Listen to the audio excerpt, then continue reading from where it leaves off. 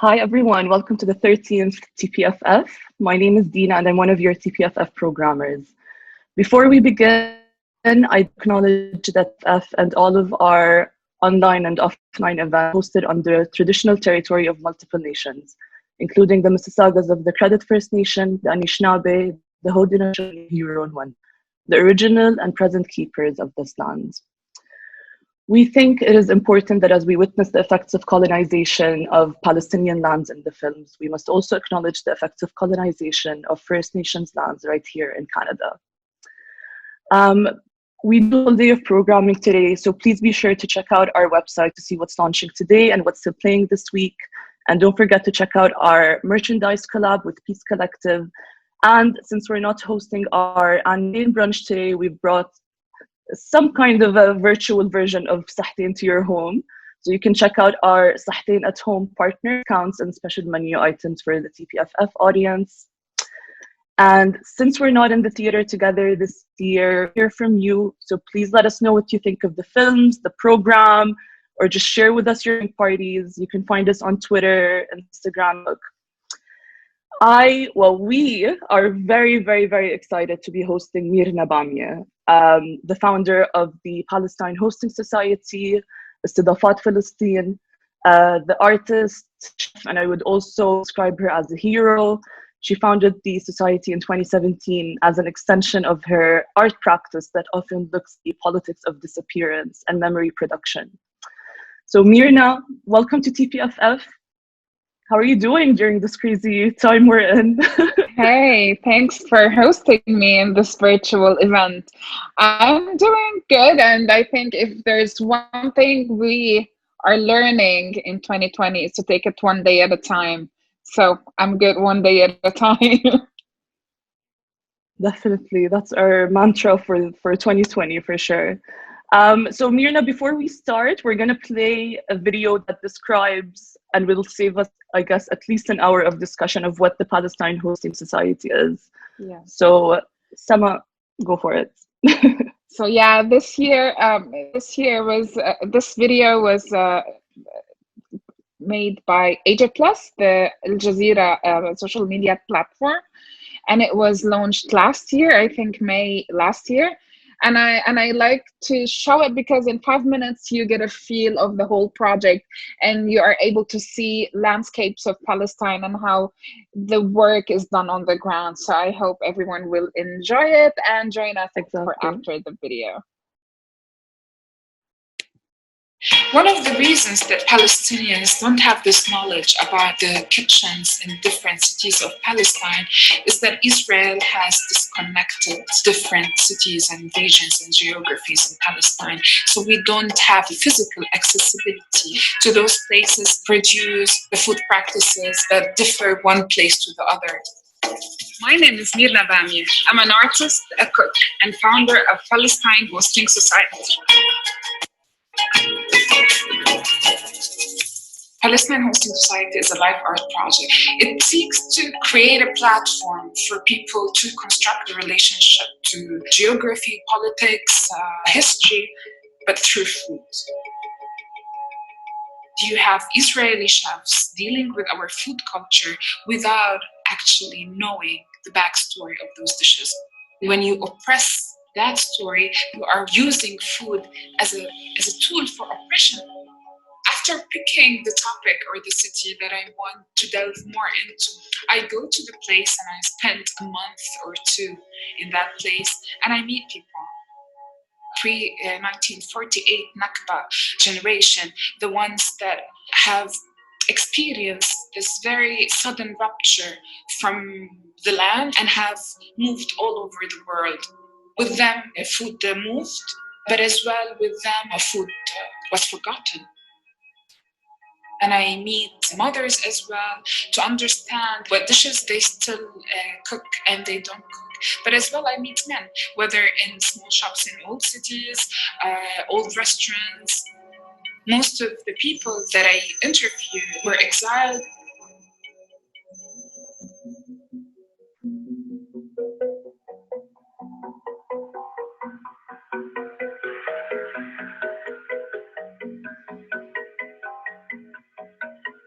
One of the dishes that I was happy to put on the menu of the edible mark plants table was loof.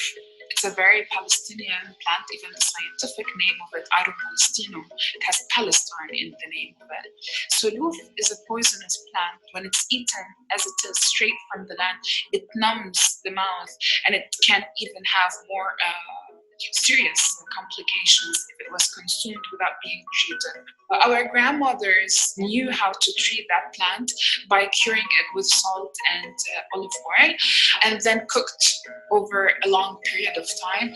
The recipes have this power of movement that most of us Palestinians are not having. I discovered during my research sist al-kharroub. And sist is a very, very old, ancient dish. It's roasted semolina with olive oil, with carob molasses, and some people add tahini and sesame to it. It used to be the food that travelers and pilgrims carry with them when they travel, because it has all this richness of nutrients and energy to it. Every table we create is very detailed, from the napkins that we have on the tables, from the centerpieces, from what we place the water in. When I present the menu, I do the performance. It's the artist who becomes the vehicle of transferring this knowledge on the table. They're not plated one by one because I want to maintain this sharing aspect of food that is very much in our culture. For Palestinians as a farmer nation, we always had this very intimate connection with the land. Our grandfathers knew the land really well. It was their world. My generation are those that lost this knowledge. We're the generation that had to assimilate in their new places, whether refugee camps, whether outside Palestine, whether in new cities. The people who attend the tables of Palestine Hosting Society are from different backgrounds. And with each new table, we have new people who attend. When we as Palestinians see our ingredients being sold under the name of Israeli produce, it's a very hard moment for us. Somehow it refreshes the trauma of us losing the land, of us not having power over our existence. The land, not the space that you live on, but the place where you practice your being as a human being, as a Palestinian, as a culture, as a lineage of ancestors. And it's a story that we have to reclaim now in the present so we can pass it to the future.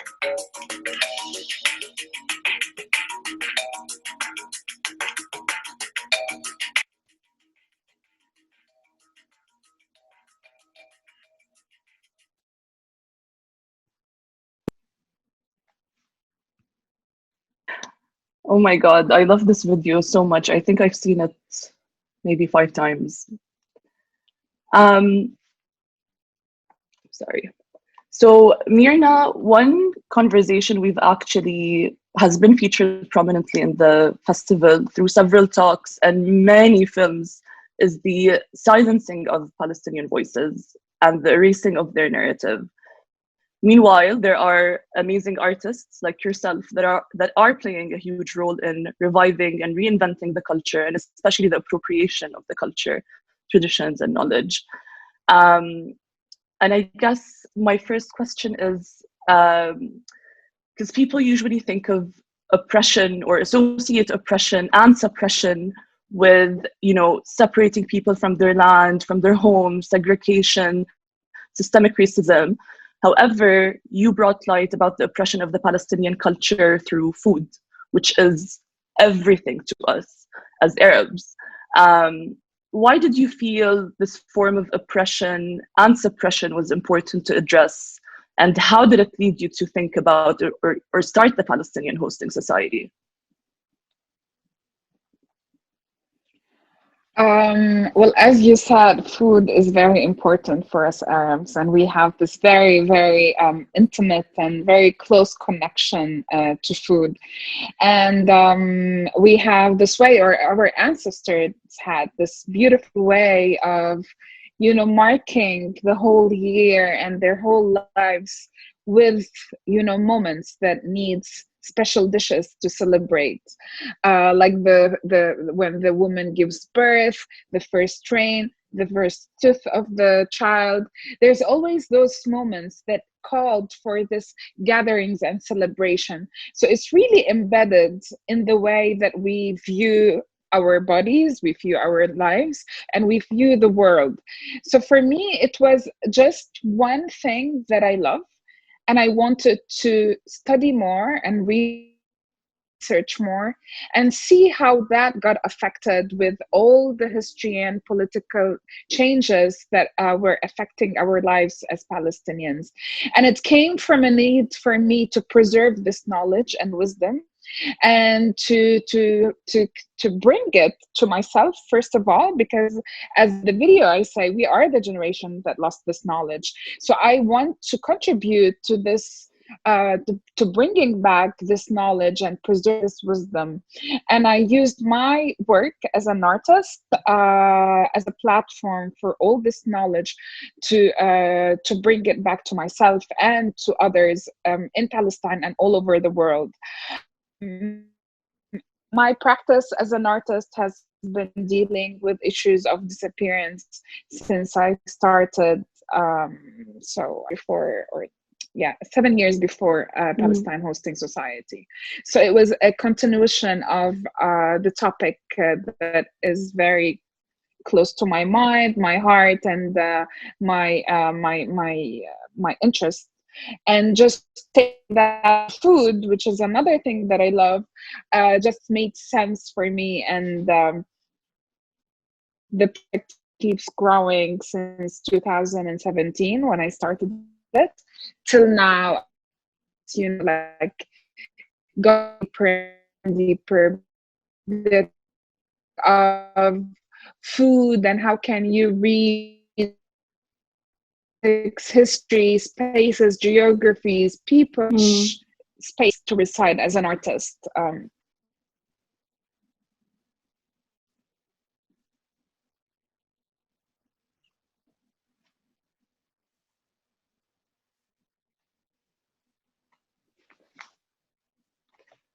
Amazing. Me? It was lagging a little bit, but I can hear you fine now. My God, I have so many follow-up questions, but there's just one thing I'm so curious about. How on earth did you manage to get details to perfect the recipes from the aunties and the khaltos and the tetas? Like especially Palestinian recipes are known to be guarded in families, and there's so much secrecy around them. So I guess how did you how did you have to learn their way of storytelling? I mean, there isn't much secrecy. Yeah. Okay. Yes. Can you guide us through what your research process was like? Yeah. So first of all, what I do is topic that I want. So sometimes it's the wild animals, like in the video.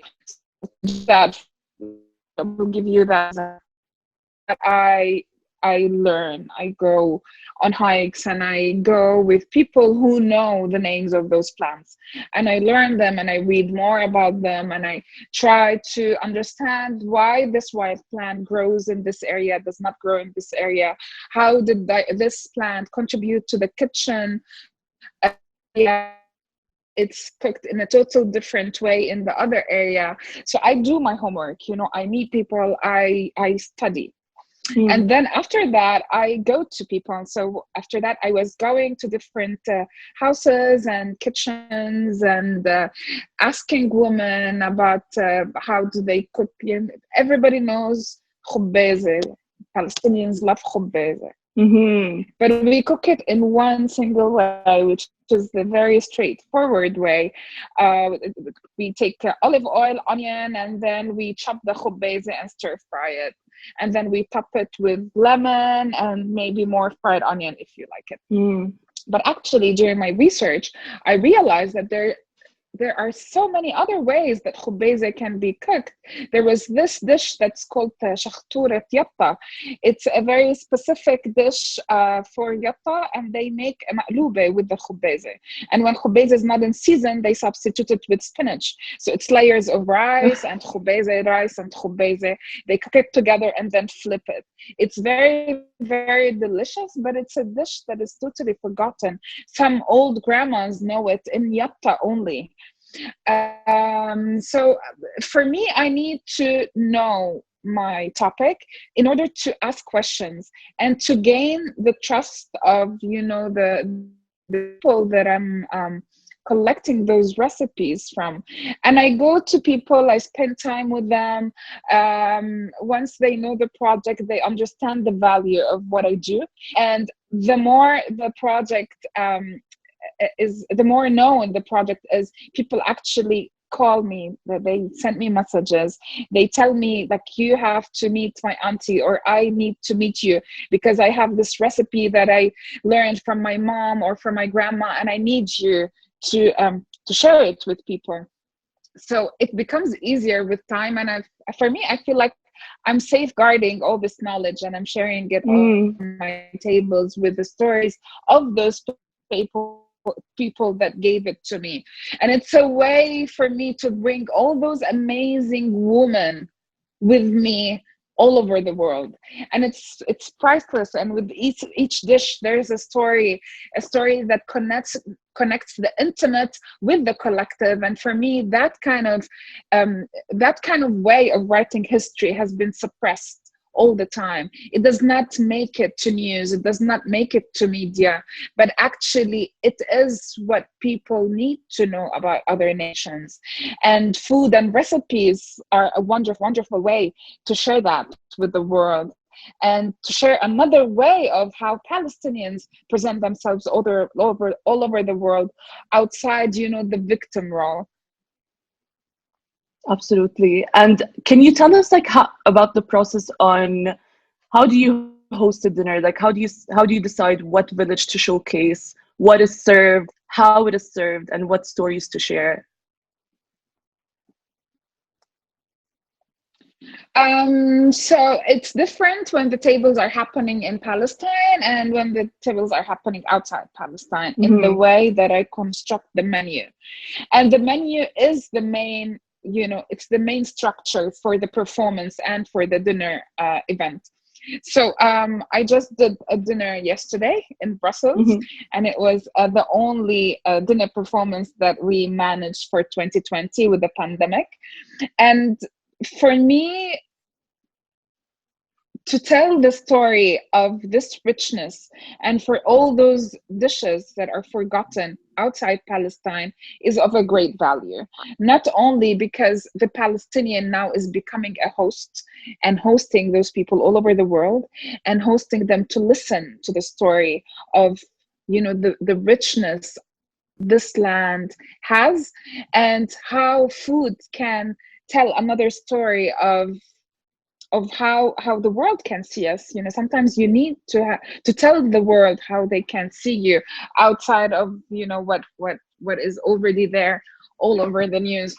What I do in Palestine, I focus my tables on like our Nablusi table. So it's just, researching and studying the kitchen of Nablus, or Jerusalem, the old city of Jerusalem, Nazareth, the wild edible plants, wheat. So it's more specific. In Palestine, it's more specific. And then I go to the place and I do my research for 2-3 months. I create a menu that tells the story of this research, and I share it with people. As you've seen in the video, there's courses that come to the table, and I'm there telling the story of those dishes and talking to people, and the performance happens. Outside Palestine, it's more of a whole story, and it's a journey that takes people in the map through different dishes. And what helps me is that those dishes are usually not very known for Palestinians and non-Palestinians. So even if I would do the dinner that I did yesterday, which is Menu of Disappearance, in Palestine, people will still be introduced to new dishes that they didn't know that they are part of their story and part of their identity. So yeah, that's how it goes. Oh my God. I wish I was like, I wish I can accompany you on a 3-month research trip. That sounds so amazing. Like, even just the journey that you would go through is just Yeah, so, it's I a feel like it's so delicious trip. rewarding. And as soon as you mentioned khubbeze Yeah. and maloube, I'm like And melting. it's so I need it right important. now. Yeah.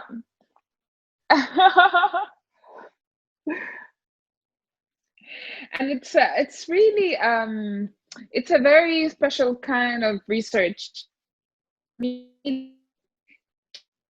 able to cook the dish the way I was taught it to be in the hands of those people is for how counter. And something happened, learning the taste and the exact this or that dish is being cooked, and somehow over and over and get the same taste. Okay, I'm All back. right. Yeah, you Yes. are. Yeah. I don't know when the cut was happening, but I was saying that for me, it's the soul of the cook and her skills. Something happens in that session where we're cooking together that comes to my body, and I host this knowledge, and then I'm able to share it with different people.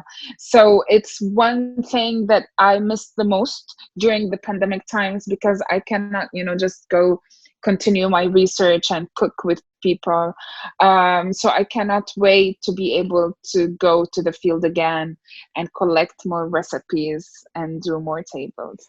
Oh, hopefully as soon as COVID is done. I'm so looking forward to see what you can come up with next. I'm so excited. And just on that topic, like, if you had to name a few, what are the main differences that you've noticed with food from different villages and villages versus cities? Like, is there a correlation between the current division on the map and how it disconnects Palestinians from their own food culture? Like, what have you noticed? Yeah, I mean, I will try to answer as much as possible this question, because I mean, it's very detailed.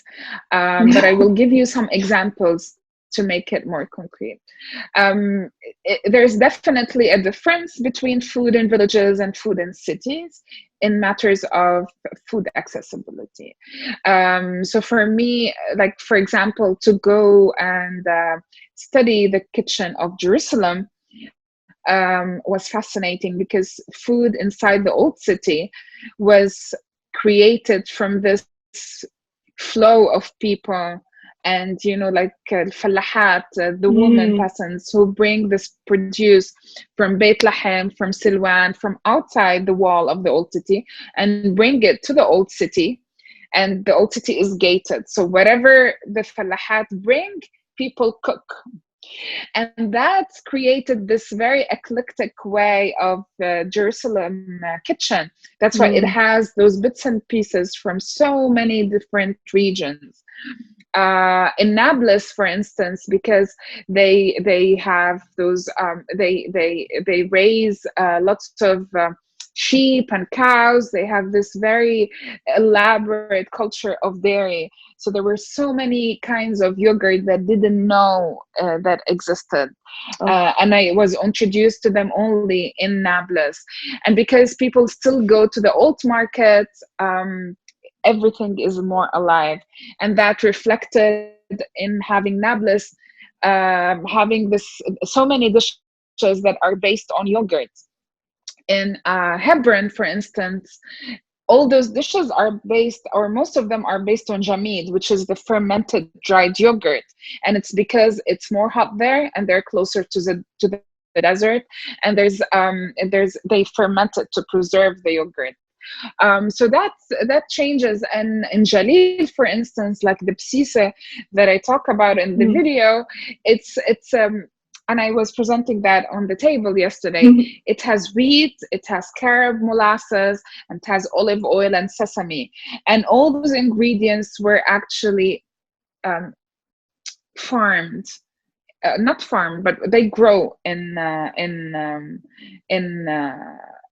Jalil, because the carob is wild, so nobody farms that. And all those ingredients are not produced there anymore. It's not in abundance anymore. That's why this carob, or psisat kharoub, people don't know it anymore, and it's ancient. The closer you are to the land, the more variety you have of dishes, and the more you are attuned with seasonality. And the more you are attuned to seasonality, you know how to take the best out of the crop and to preserve it. So if you grow in a land that has lots of sesame, you will be living in a place that has many sesame mills, lots of tahini, many dishes that rely on tahini on it. And that's the case of Nablus and the case of Jerusalem. Actually, it's the case of Jerusalem and Hebron first, and then with the separation, Nablus became the hub for halawa and tahini. What else?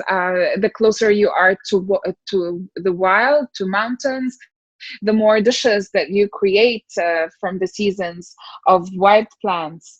When you are in Nablus, like we're talking about maqlube now, and maqlube, for instance, in Nablus, they add lots of vegetable to it, because Nablus is surrounded by so many beautiful farms and lands, so their maqlube is abundant and reflects this richness.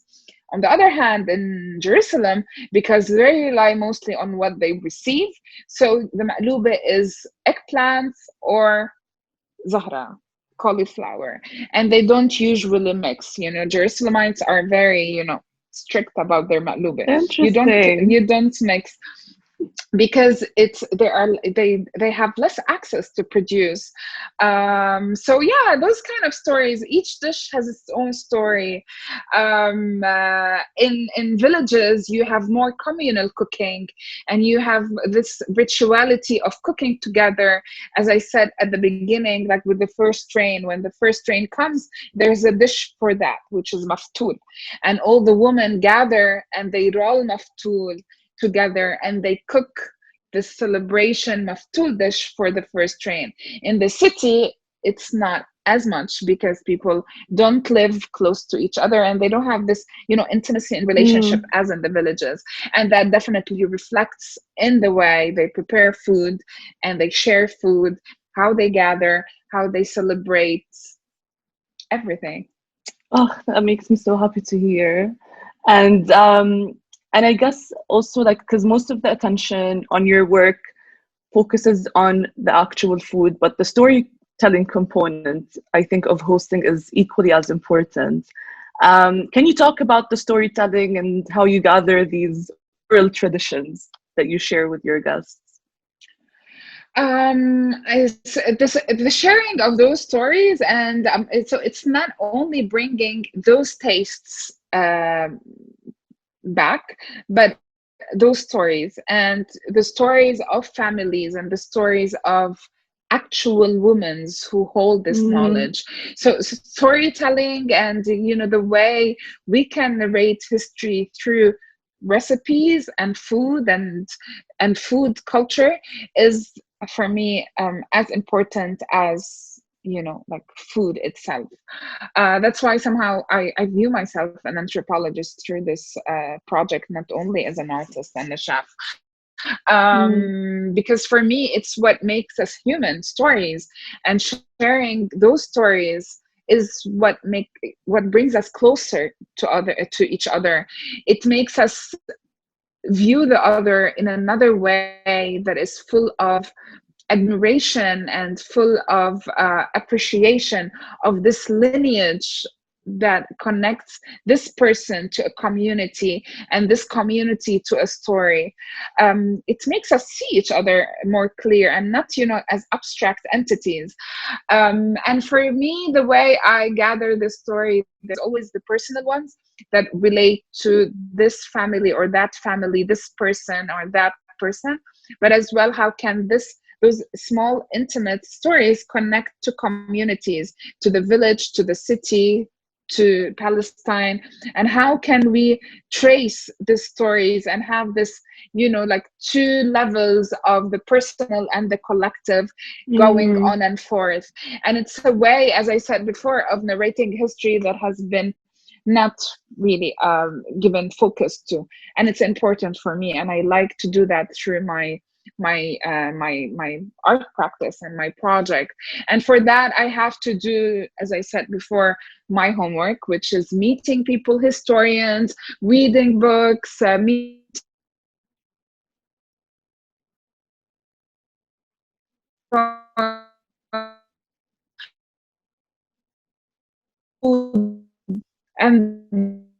then manage a different way. And then I take those stories and create my own journey of each dish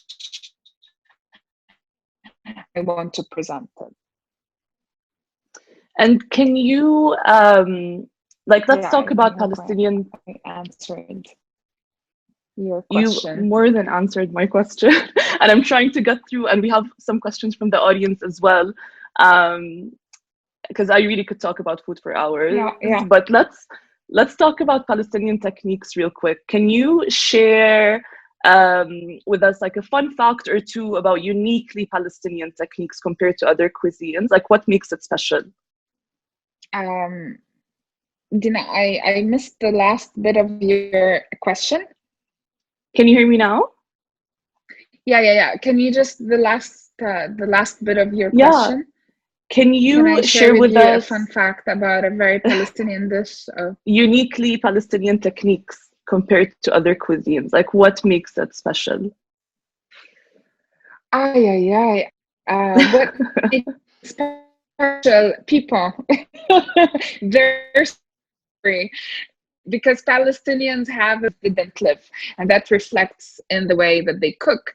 We have different producers that are, because we have a climate that is different from the coast to the desert to it's different, and each land has its own, crops, and that affects what people to cook in that city. And they have like techniques that we use certain dishes that are not like, for example, like maftool. I mentioned maftool before. So maftool is a dish that was brought to our area from the Maghreb al-Arabi, from North Africa, and it's very similar to couscous, but it's very different couscous, because once it made this journey and arrived to our region, changes happened to it. So the way we cook maftool is totally different than the way couscous is made in Morocco and Tunisia. Our way of making maftool has, like the burghul as a base of maftool, and then we roll the wheat and olive oil and the water to it until, those burghul grains become bigger and bigger. And after that, we steam the maftool. And in the coastal areas in Gaza, for example, they add arust al-maftool, which is the bride of the maftool, which is onion and dill seeds and chili, and they mix it with the maftool where it's steaming. In other places, like in Jalil and Majd al-Krum, they add the red bell pepper paste to the maftool, and that gives, the distinguished flavor from one place to the other for one single dish. And the stew is a very basic stew of onion and chickpeas and chicken, but in autumn, for instance, they add pumpkin to it. So it's one one dish, but it has many stories. It has its own songs that the women sing while they're rolling the maftool. And as I said, it's a celebration dish for the first rain in winter. It's a very winter dish because it's, you know, it's filling, it needs time, and it's not light at all. So those are the kind of stories that are very specific to Palestine, although the same dish is cooked in North Africa and it's مغربية in Lebanon, but the whole grain, like the maftool in Palestine, it has a bit of burghul. And North Africa, they have it, so that it's just like pasta. So it's different, and it's just one dish that we think it's the same, but it's not. So people give those specificities and techniques to dishes when they come to us, when they come to them. They don't take them and not change them. Even one region to the other, as I told you, from Gaza to Majd al-Krum, one dish is totally transformed in the way they add spices or like pastes, what grows in abundance and what they like. Oh my God. And we do have a few questions coming in from the audience. I just have a question that I must ask you as well. So during the course of the festival, we had several films and several talks that have addressed the erasure and the appropriation of Palestinian culture. And right here in Toronto, there are restaurants that call kubbe, falafel, tabbouleh, shakshuka, hummus. They call it Israeli cuisine, and we find it extremely problematic. Can you share some, at least from your experience, like what are some cultural strategies to reappropriate the culture?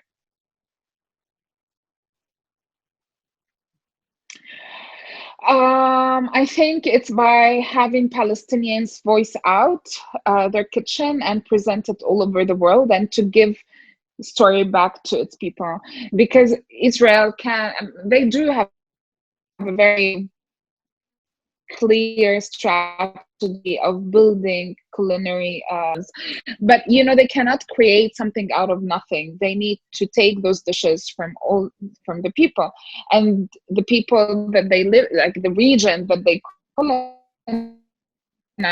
is Palestine. So from the way they view Israel grows in Israel, which is by itself wrong, but it just reflects the shallowness of how can a nation create a story out of nothing, take other people's dishes, but they cannot take their stories because their grandmothers didn't cook this dish. So how can you create layers of history and story to a dish that you didn't know, that you're taking and claiming for yourself in the hope that maybe in 2 generations it will become Israeli, and that's the plan. But I think what we can do as Palestinians is to tell our story, as simple as this, to tell this, to reflect this richness of history and how those dishes came together in this specific region, and to reclaim intimacy as a way of narrating history. It's a power, and we have to reclaim it, and we have to bring our voices to people all over the world. And through the dinner performances that I make, sharing those recipes on social media platforms, writing about it, creating such discussions where people can access it all over the world, will make people have access to knowledge. They will know about this person who knows the story of that dish.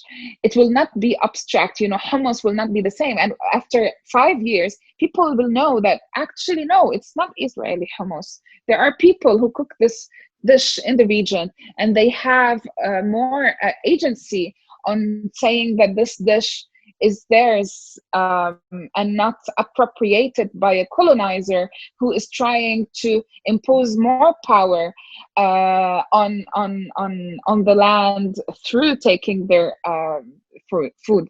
And food belongs to everyone, you know, like chickpeas don't belong to Palestinians or the Lebanese or the Syrians. It belongs to people all over the world. But the stories belong to certain groups of people. It's the way nations narrate their own identity and story. And it's a way for them to reclaim their existence and the right of being. So it's not the food, it's not ingredients, it's more of the dishes and stories and the way this narrative is created one generation after the other that we have to reclaim as Palestinians and to be proud of it. And that's one thing that people who have been occupied and colonized over generations and generations sometimes forget, that we need to be proud of our heritage, of our food. We need to learn those dishes from our mothers and grandfathers so we can pass it to the generation after us. So this moment of pride when it comes to food is one way of reversing this effect of food appropriation that is happening by Israelis to Palestinian kitchen. I love that. And are you aware of any laws that suppress Palestinians from because you mentioned how important harvest is to some villages, especially for food. Are you aware of any laws that suppress the Palestinians from the traditional harvest, and how does it affect the indigenous tradition? So there are, when I was working on the wild edible plants table, I realized that there are 2 laws actually preventing Palestinians from going to the mountains and foraging wild plants. And those 2 plants are like 3 are thyme. So wild thyme, Palestinians cannot just simply go to the mountain and, pick wild thyme, although Palestine has more than 12 different species of wild thyme. And za'atar is very, it's very important for us Palestinians. But they put this law in 1977 because they wanted to break this connection of the Palestinian with the land, something very important to them, but as well because they wanted to open a market for farmed thyme. So sometimes economic reasons contribute to the way one group of people want to regain power over the other and create economy out of it. Another plant that Palestinians love, especially Nabulsi people, are the akub. Akub is in English. It's a thorny plant that grows only in the wild, and it takes much labor to clean it from the thorns. And we have many recipes that when it's in season, which is end of the winter, beginning of the summer. And Palestinians are not allowed to just go and pick akub. And a friend of mine who's a lawyer, and he built such, a big campaign against those legislations, actually won the case against foraging akub, and now people can pick akub again. But still, if they found farmers picking za'atar or miramiye, they will take them away from them. And the reclamation for it is that it's an endangered species, which is not. That's why Rabia Akhbariye, the lawyer that I mentioned before, won this case, because it's not endangered. It's just written under the pretext of endangered species. And they say that Palestinians, the indigenous people, they don't know how to pick thyme, and they don't know how to pick miramiye, which is totally wrong. The respect and connection of the farmer with the land and the Palestinian with the land is so elaborate. I will never believe that a grandma or a grandpa does not know how to pick akub, because their connection to the land is beyond my comprehension or anybody's comprehension. It's just a way of reclaiming power, I think, by Israel, and to create this connection of the Palestinian with the land. And when you break this connection, it becomes abstract, and you can do whatever political atrocities you can as a colonizer. So yeah, so those are some of the legislations that connects or try to Do you break think this there identity connection of the Palestinian with his food source. Gaza, is there a the fish, risk the sea to is another example, for yeah, instance. of course.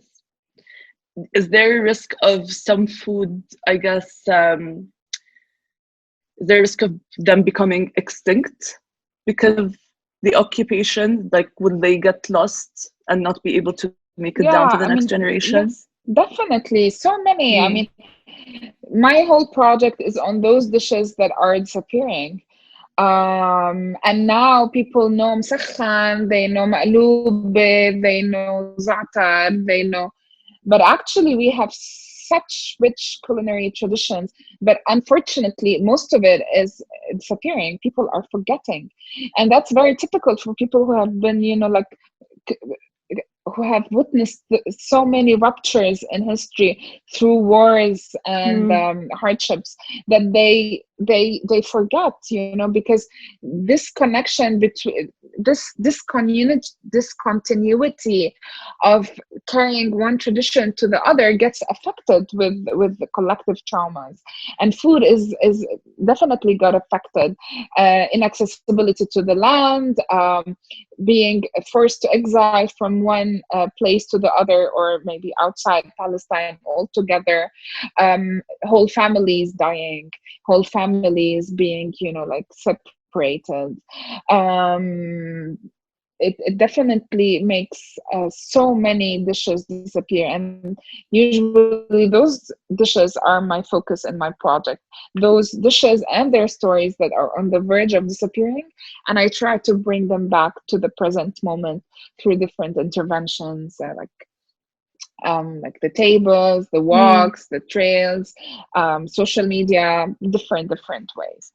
But yes, most of our food culture is actually disappearing, and we have so many richer layers that we have to undig and bring back to ourselves. Absolutely. One question that did come up in the Q&A chat, I'm looking at it now. Mirna, what is your favorite, unusual, or rarest plant you discovered in your research, and what dish did you make with it?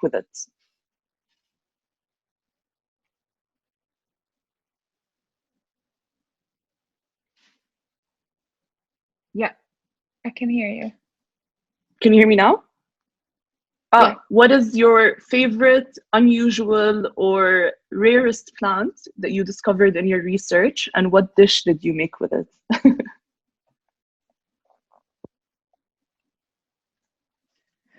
I mean, as I said in the video, loof, it was a fascinating plant for me to discover.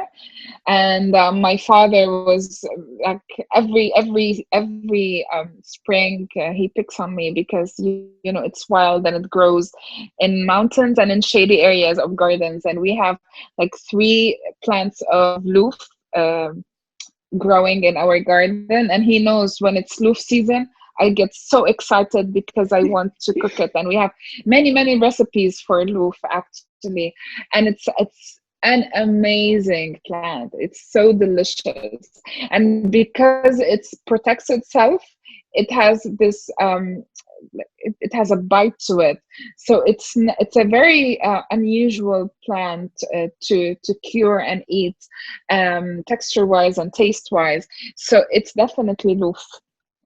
It will always be my favorite Awesome. wild plant. Interesting. Interesting. And we did receive another question about, is your work able to access Gaza and their traditional and different cultural traditions? One way of having some recipes disappear is that Palestinians don't know about, you know, what is cooked in another area of Palestine because they cannot physically access Mm-hmm. those regions. So many people in the West Bank cannot go to Jerusalem onto the 1948 areas. For know of so many dishes that are somehow in more freedom than the people from the West Bank, but I cannot go to Gaza. And one way for me to learn about the Gazan kitchen is through recipes. So, but I cannot go. So what can I do? So what I did is that I tried to look for Gazan families living in Ramallah and living in Jerusalem and cooking with them, knowing more about Gaza from the Gazans themselves. Social media helped me a lot in, like trying out recipes and trying to perfect them. And I always find it's my duty to bring Gazan dishes to my tables always. So in my performances, there's always arzawiye, which is a spice mix that's eaten with olive oil, like za'atar, but it has no za'atar. It has wheat and lentils and many spices that it's dipped into olive oil. I make naftul the Gazan way. I tell the story of Rumaniye, which is a dish of Jaffa and the coast that was preserved in Gaza because of the movement of people. And the Gazan added dil seeds and jarade to it, different than the original Jaffa recipe. So Gaza is very present in my research and in my tables. And it's one way for me to share that space that I cannot access as a Palestinian with all over the world, and to reflect the richness and super delicious that they have there. One question that just came in, actually, oh my God, I think I lost it. It's, oh, there it is. Did you struggle noting down precise quantities from tetas, as they obviously cook with their hearts and sense, not with numbers or tablespoons? I really don't rely a lot on recipes. Like I don't stop them and have my scale and like balance the grams. I don't. I was not taught cooking. I mean, when I was at culinary school, I was taught this way, but I don't think to do dishes, you cannot do this. You lose the soul, you lose the spirit, you lose the nafas. So for me, I really focus on being present when I'm cooking with those women, and I taste notes, and I can create those dishes out of memory and get it exactly as I tasted it. So maybe it's my talent, but I can create dishes after learning how to make them once with the woman who has been cooking them for many times. So yeah, I don't take notes. Maybe I like 1 teaspoon, 1 tablespoon, 1 cup, those measurements that are somehow loose, but because they add 1 tablespoon and then they add another half one without telling you about it. So you need to remember the taste to do it. And spices taste differently all the time. So it's good to rely on memory. And that's, I think, how this tradition was passed from one generation to the other, to get it, like, to cook. I remember I was not proud of myself as a cook until I could make rice that tastes exactly like my mom's rice. And once I was able to create that, it was somehow like an initiation process. And I was proud of myself. Like, okay, now I make the best rice in the world because it tastes exactly like my mother's. It doesn't have to be the best for you, but it's the best for me. And it's all about memory, and it's all about this creating this connection from your mother's nafas, from your mother's soul to your soul. So yeah, I don't take much measurements. I focus on other. And before I let you go, I know you have to go. Mirna's traveling tomorrow, so we're so thankful that you were able to give us your time today. Some people are asking if you will or have archived your projects, stories, process, recipes in the form of a book or cookbook of sorts.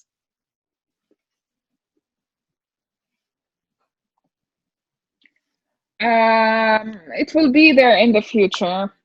I mean, I'm asked this question all the time, and it's a responsibility that I have to take upon myself at one point. But now I feel I need to focus more on field work and creating this project and giving it visibility and sharing those dishes with all over the world, those dishes all over the world. And to write a book, I need, like, to sit and do it and be away from. It's another mode of working that I will do in the future. But for now, I'm happy sharing those recipes on social media, on Palestine Hosting Society, Instagram, cooking with people and cooking through my project. And maybe in 2 years, I will be able to publish a book once I get myself settled a bit and slow down, which please do. I'm sure there's even hundreds. Now I'm traveling, so yeah, I'm always on the move. I'm sure there's hundreds or thousands of people that would be anxiously waiting for that. And if you guys are not following Palestine Hosting Society on Instagram, I highly recommend it. I'm like really completely obsessed with your content, and I had to revisit your profile yesterday because I remember seeing about the black garlic, and for me, garlic is life, and that was just so interesting to see. Yeah. So I guess before I let you go, what are some resources that you recommend for people for wanting to learn how to cook the Palestinian way, especially for beginners like myself? Cook with your friends, see like who is Palestinian and lives not so far away from you, and spend more time with them and cook with them. Learn straight from a Palestinian how to do that because of the nafas. But we are lucky that there are many, many very beautiful cookbooks written by Palestinians in Palestine and outside Palestine. So there is Judy Kala has 2 books, Sami Tamimi has 2 books. There's Christine Dabdoub has one, like even a beautiful cookbook without any photos of food, and she really wanted to document our kitchen. There's Katie Katan. She lived in Jerusalem, and she was this woman who took this responsibility of like writing all those recipes, and it's really an old 2 books that were really like at the house of every woman when she gets married in the 70s and 60s. There's many books. There's really like the Gaza Kitchen. It's a beautiful cookbook, and it narrates the story of Gazan kitchen. So yeah, I mean, there's cookbooks, there's people, YouTube, Instagram. I mean, now we live in a world where we can access everything. So yes, yeah. Amazing. And just as closing remarks, what's next for Mirna? What should we expect to see from you in the next year or so? With or without COVID? So yesterday I was doing my dinner performance, the only one that I managed for 2020 because of pandemic times. And I will be having a show in Poland, in Warsaw, next spring. And it's a project that I've been working on for 2 years now, and next year it will be the 3rd. So because I'm so deep into fermentation, and I teach fermentation, and I'm writing a cookbook on fermentation, actually. Oh my god! So that's one of the things. But it's a special kind of cookbook because it's a novel and a biography and a cookbook. So it has this, those different connections of it, and I'm hoping that will be coming out in 2022. So yeah, I mean, many projects here and there for 2021 if the world gives us a break.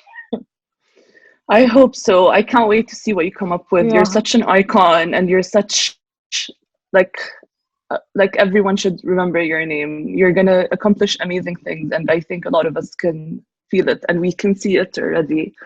So I'm gonna let you go. Thank you so much. We're huge fans.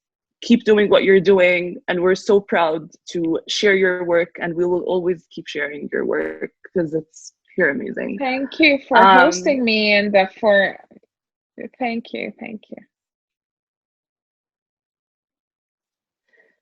Thank you for hosting me, and it was a pleasure to share more of my project and what I do. We love it. And just a reminder for our audience, we have a jam-packed full day of programming today. So please be sure to check out our website, tpff.ca. We have our closing night film, our closing night concert. Abbas 36 and the silent protest are available worldwide. So be sure to share it with your families, your friends back home, or wherever they are in the world, they can tune in. And check out our merchandise, check out our Sahtain at Home partners, and just let us know what you think of the festival in general. And thank you so much for joining us and for spending your Sunday morning, if you're in Ontario, with us. Bye.